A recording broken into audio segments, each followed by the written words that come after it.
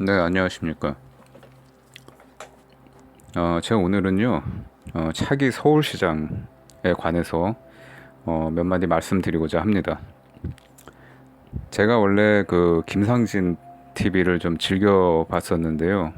얼마 전에 이제 계정이 폐쇄가 됐죠.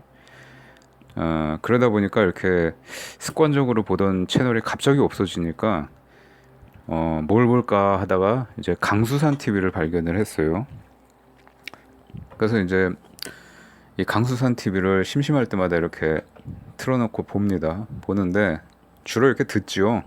주로 듣는데 아, 자기 말로 그래요. 자기가 이제 이 바닥에서 보수 우파 바닥에서 자기가 이제 오래 뭐 속되게 말해서 굴러 먹었기 때문에 이렇게 맥이 보인다. 자기는 또 이제 자칭 국내 최고다. 국내 최고의 책략가다.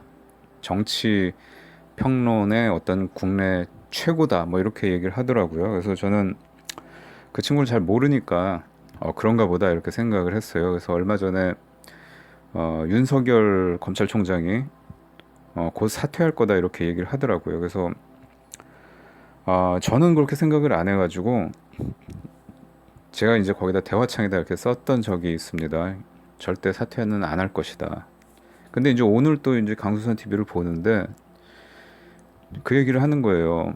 왜? 윤석열이 사퇴한다고? 이러는 거예요. 강수산이. 그 제가 이제 대화창에 썼죠. 네가 사퇴한다며 내가 이랬어요. 했더니 자기는 그런 말 한 적 없대요. 그래가지고 야, 이 뭐 정치 비평 국내 최고라는 거 그냥 농담이었구나, 뻥이구나 이렇게 생각을 했어요.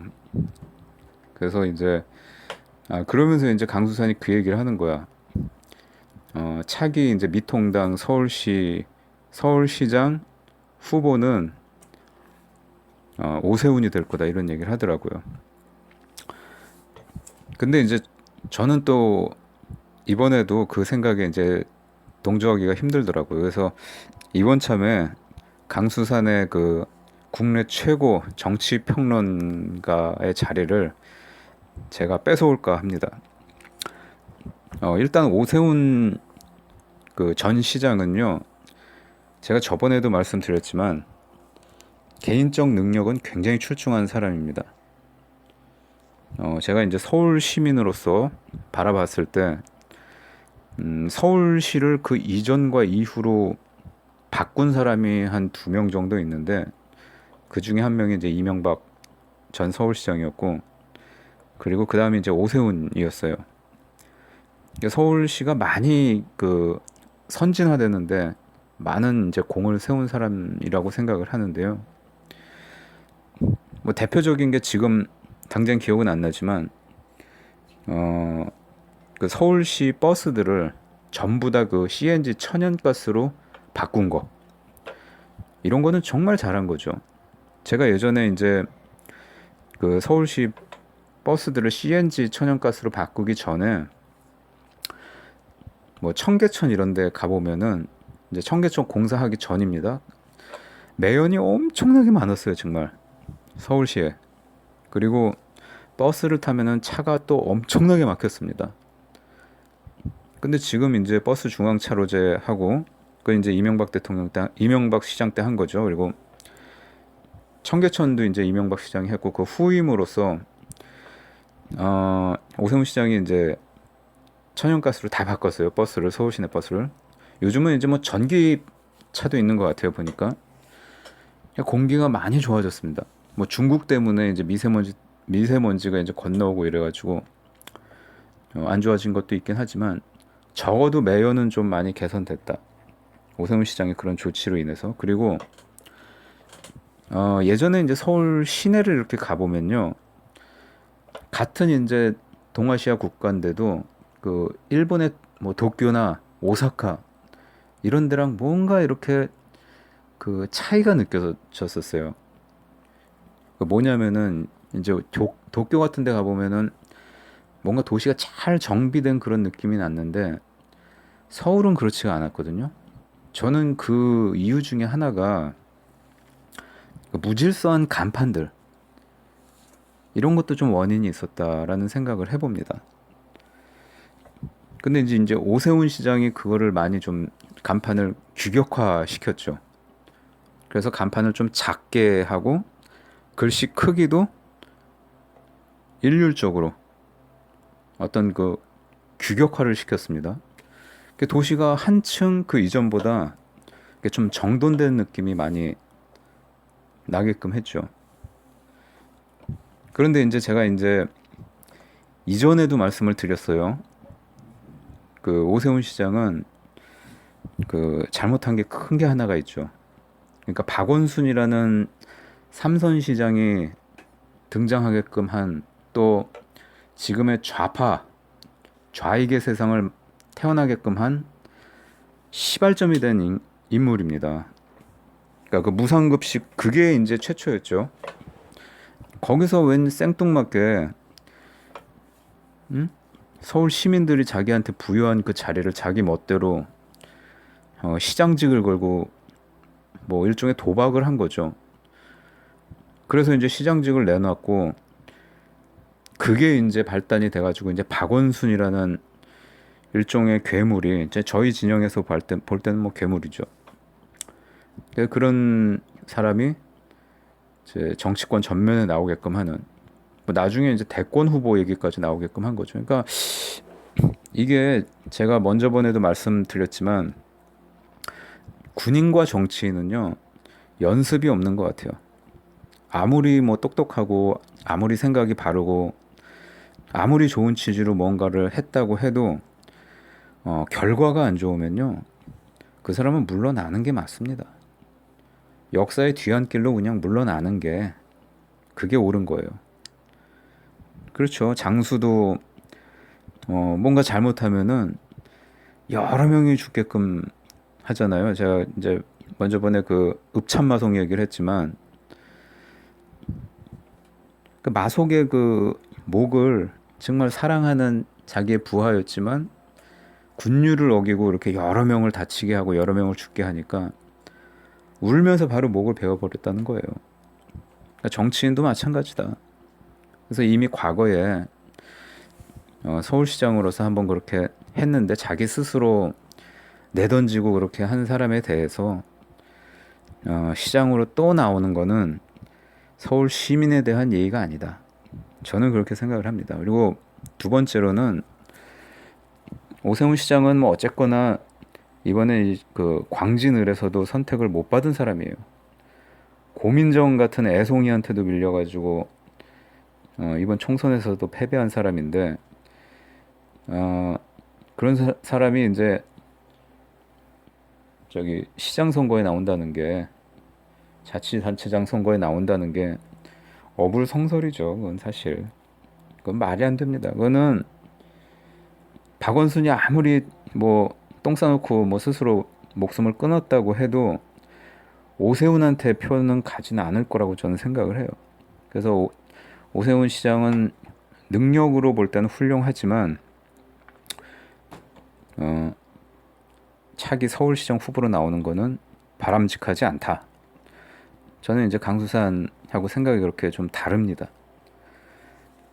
그리고 이제 거론되는 사람이 뭐 나경원 뭐 이렇게 나와요. 근데 나경원 씨는, 이게 우리나라 정치라는 게요, 대부분 어떤 인물 싸움이 아니고 사실 이미지 메이킹입니다. 이미지 메이킹. 그런데 나경원 씨도 굉장히 훌륭하죠. 뭐 방송에 뭐 이렇게 토론회 같은 데 나와가지고 말하는 거 들어보면은 뭐 판사를 뭐 괜히 했겠습니까?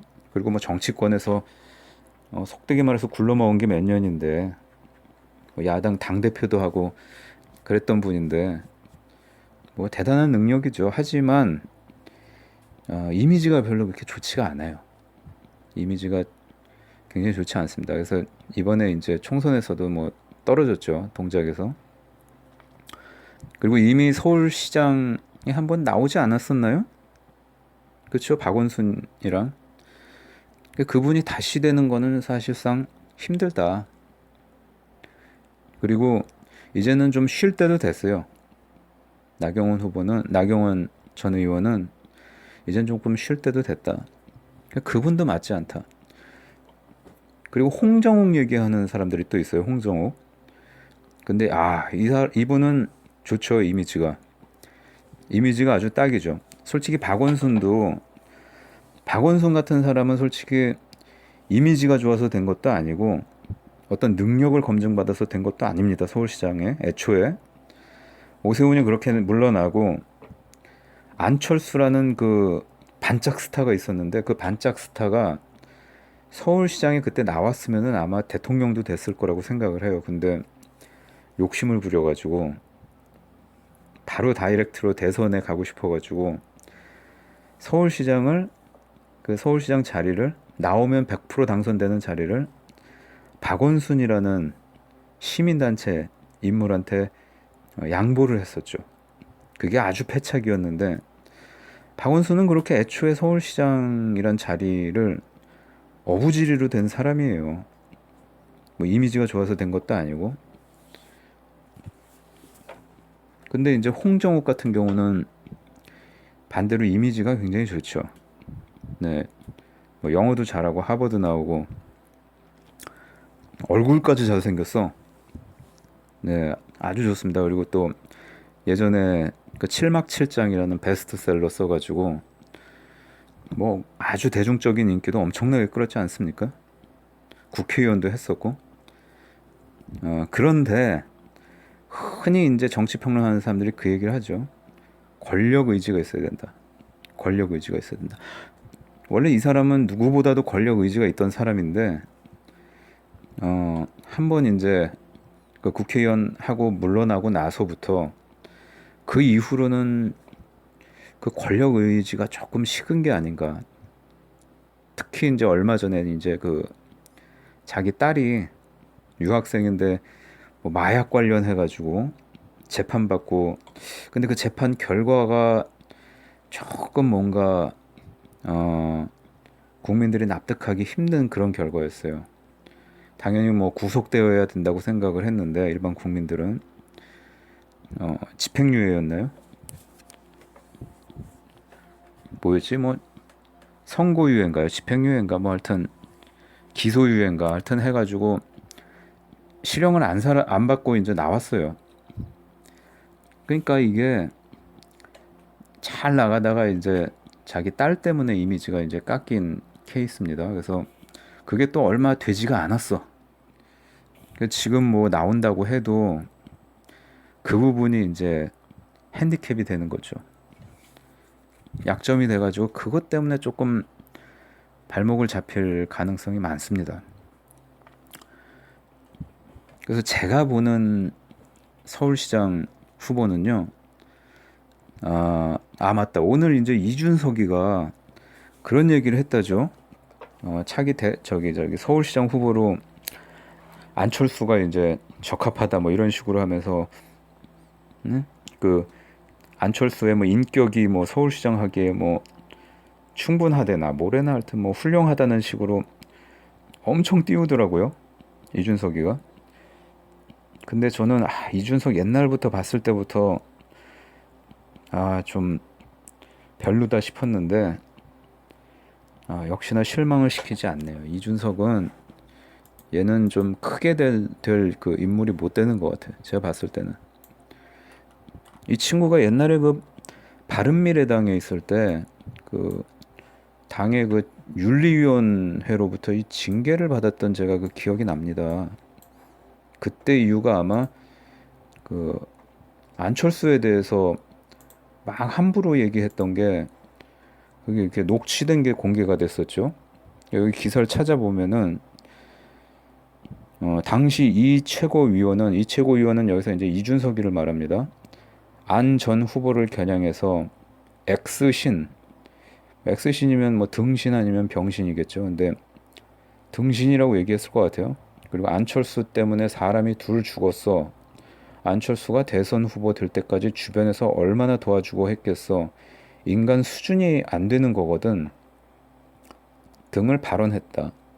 그의 발언들은 한 유튜버가 올린 녹취를 통해 공개됐다. 그래서 윤리위원회는, 그러니까 바른미래당의 윤리위원회, 이 당시에 이 최고위원은 문제가 불거진 후에도 안 전 후보에게 어떤 사과도 하지 않았고 당과 당원들에게도 전혀 사과하지 않았다. 그러면서 이런 안하무인식의 태도는 바른미래당의 단결과 화합을 크게 저해하였다고 비판했다. 그러니까 이 기사가 나온 게 불과 작년 말이에요. 작년 10월인데 1년도 안 돼가지고 안철수에 대해서 뭐 차기 서울시장으로 뭐 적합하다, 뭐 인격이 뭐 훌륭하다.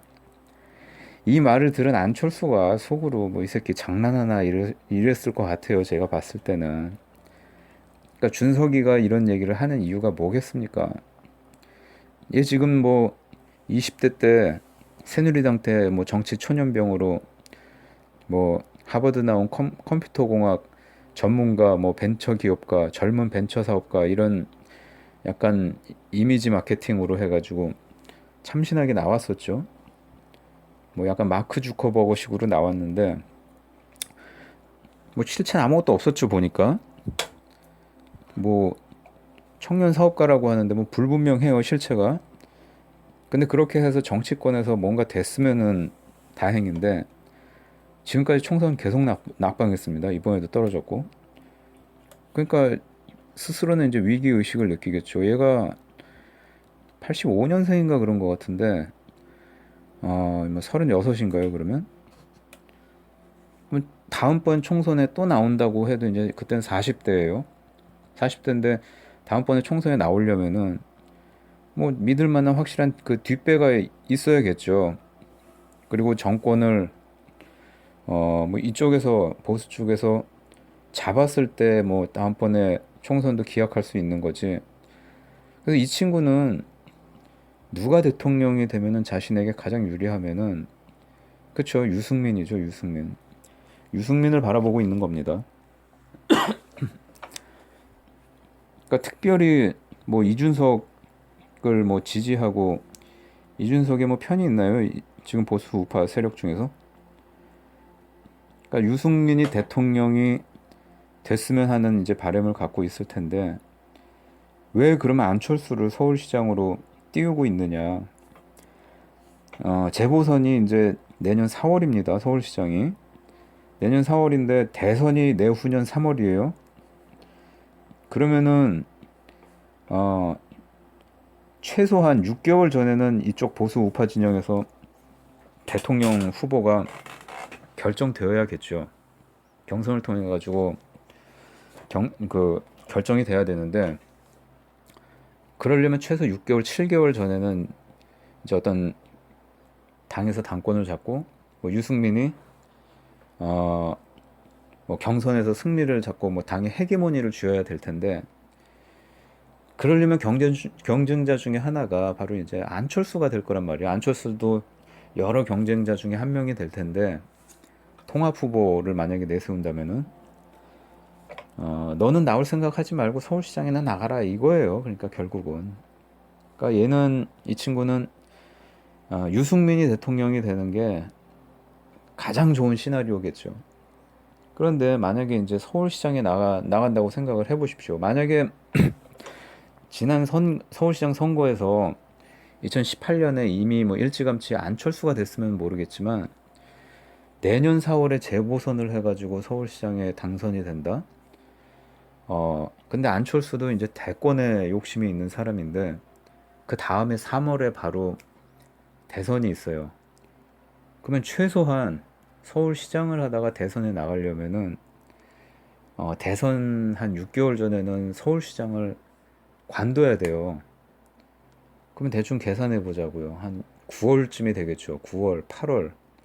이때 시장직을 던지고 대선에 출사표를 던져야 되는데 4월에 서울시장 돼가지고 9월에 대선 출마하겠다고 서울시장을 벗어 던지면은 누가 뽑겠습니까? 대통령 후보로. 시장을 무슨 재보선으로 당선된 놈이 네?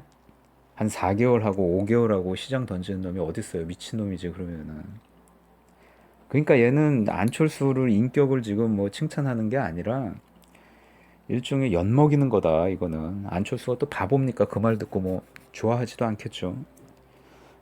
그러니까 차기 서울시장으로 나가는 사람은요, 대권의 뜻을 두고 있는 사람은 나가면 안 됩니다. 미래통합당에서, 보수 우파 진영에서, 뭐 야당에서. 그렇죠. 시기상으로 맞지가 않죠. 근데 수산이는, 강수산이는 그런 걸 생각을 못하고 그걸 거기까지를 못 바라보질 못하고 이제 오세훈 얘기하고 그러는데 말이 안 되는 거예요. 다 어떤 대권의 잠룡들인데 대권의 뜻을 두고 있는 사람들이죠. 그래서 이런 사람들은 차기 서울시장으로 나가는 건 바람직하지 않다. 차라리 기초자치단체장 이런 사람들 중에 차근차근 이렇게 커나가는 사람이 실무를 맡을 수 있는 사람이 나가는 것이 좋다. 그리고 박 시장이 그 불행한 이제 죽음을 맞이하게 된 게 그 성추행 사건이잖아요. 그 성인지 감수성이나 뭐 이런 부분에 있어서도 여성 시장이 되면은 상당히 유리할 겁니다. 여성 시장. 그래서 제가 추천하는 사람은 바로 지금 현 서초구청장 조은희 서초구청장.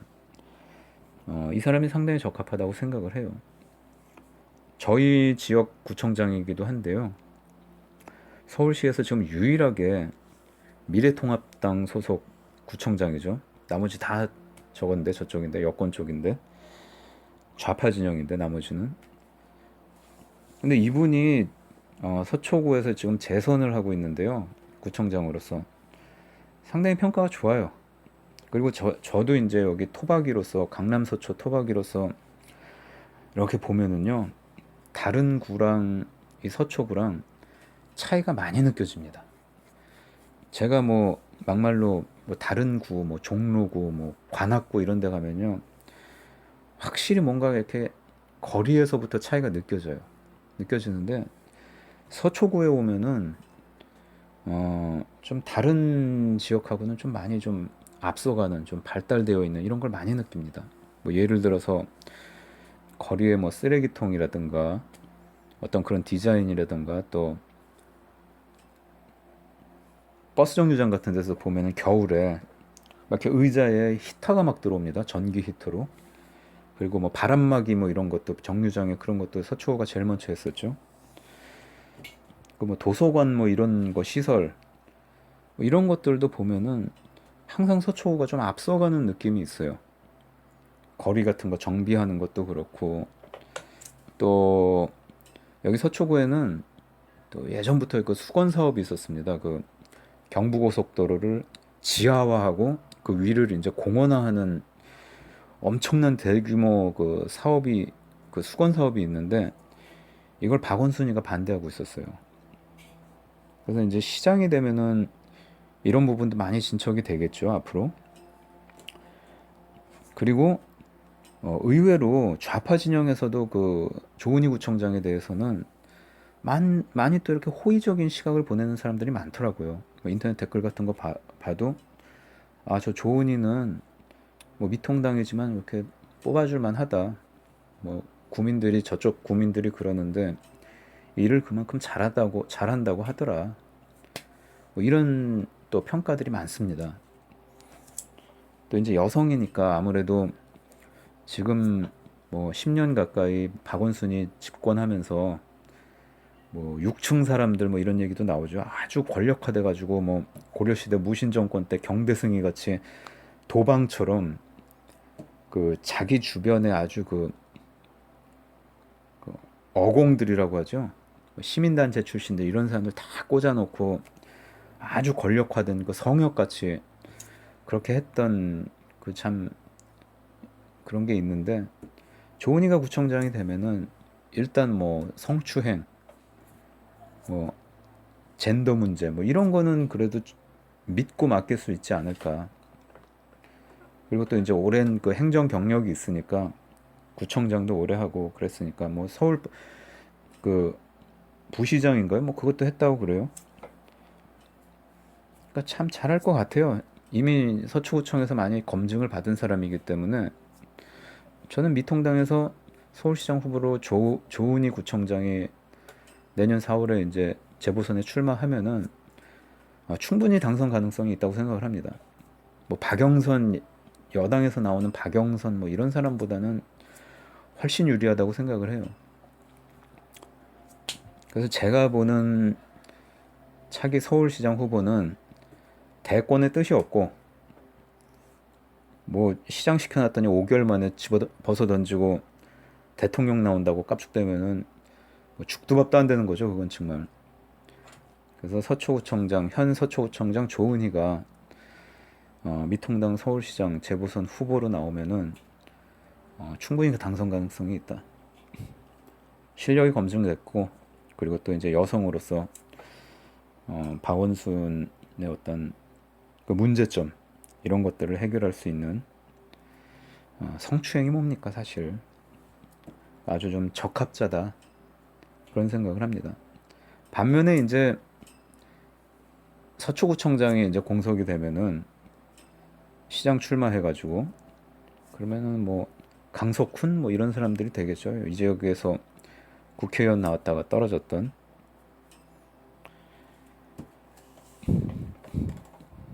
네. 그럼 제가 이제 마치면서 한마디 하겠는데, 이준석이는 참 좀 하여튼 그래요. 좀 나이도 어린 친구가 저런 식으로 계속 저렇게, 제가 안철수한테 뭐 오늘 그 나온 것처럼 서울시장으로서 뭐 인격이 어쩌고 저쩌고 막 칭찬하는 것 같지만 저게 사실 그 본질은 매기는 거거든요. 띄워주는 게 아니라.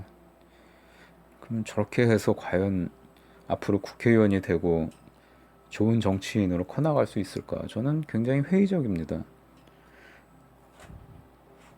제가 뭐 방구석 정치 유튜버로서 이렇게 뭐 혼자 떠들고 이런 지 얼마 안 됐지만 나름 조금 좀 선견 지명이 있다고 생각을 해요. 예를 들어서 저희 동네에 어떤 빵집이 있었는데 갈 때마다 불친절한 거예요, 빵집이.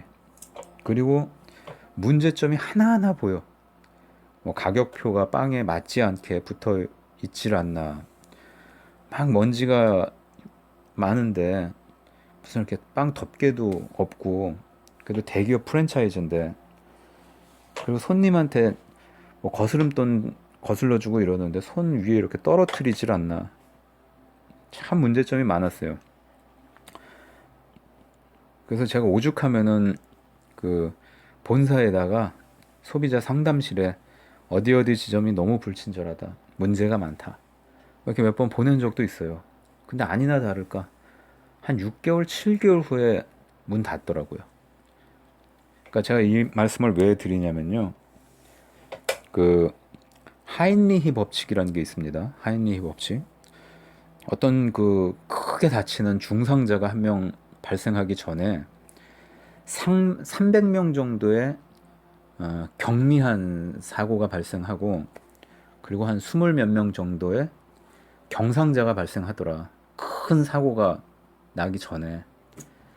그게 뭐 그래서 300, 뭐 20, 29인가 뭐 24인가 그러고 그다음 1 이런 법칙이 있대요. 요거를 발견한 게 이제 하인리히 법칙이란 건데, 여러분 한번 찾아보세요. 제가 이거를 이 현 정권에 빗대어 가지고요. 이 정권이 무너지기 전에는 뭔가 그 조짐들이 여러 가지 크고 작은 조짐들이 계속 발생을 한다. 과거에 우리 그 삼풍백화점 무너졌을 때처럼 어떤 작은 균열들이 여기저기서 많이 문제점이 나옵니다. 전 그 중에 이제 대표적인 게 지금 이 박원순 시장의 그 자살 사건, 또 오거돈 시장의 그 성추행, 안희정의 그 뭐 강간인지 뭔지 그 사건, 그리고 이제 내일 있을 이재명에 대한 이제 공판, 이런 것들이 그 하인리히 법칙에서 말하는 여러 가지 큰 사건이 발생하기 이전에 보내는 일종의 시그널이라고 생각을 합니다. 그리고 이제 검찰이 수사 중인 옵티머스 사건, 뭐 라임 사건 이런 것들 있죠. 이런 사건들이 이전 정권에 비해서 정말 터질 게 많이 있어요, 지금. 또 보수 유튜버 채널들이 이제 주장하는 그 부정선거. 꼭 보수 유튜버라고 말하긴 좀 그렇죠.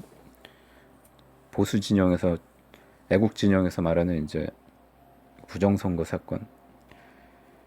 이런 수많은 사건들이 결국은 뭔가 큰 사건 하나를 야기시킬 것이다. 일종의 하인리히 법칙이 될 것이다. 라는 생각을 해봅니다, 저는. 제 확신이, 제 느낌이 대부분 틀리지 않았다. 그러니까 여러분, 이런 거에 좀 약간 희망을 가지시고 즐겁게 사시길 바랍니다. 들어주셔서 감사합니다.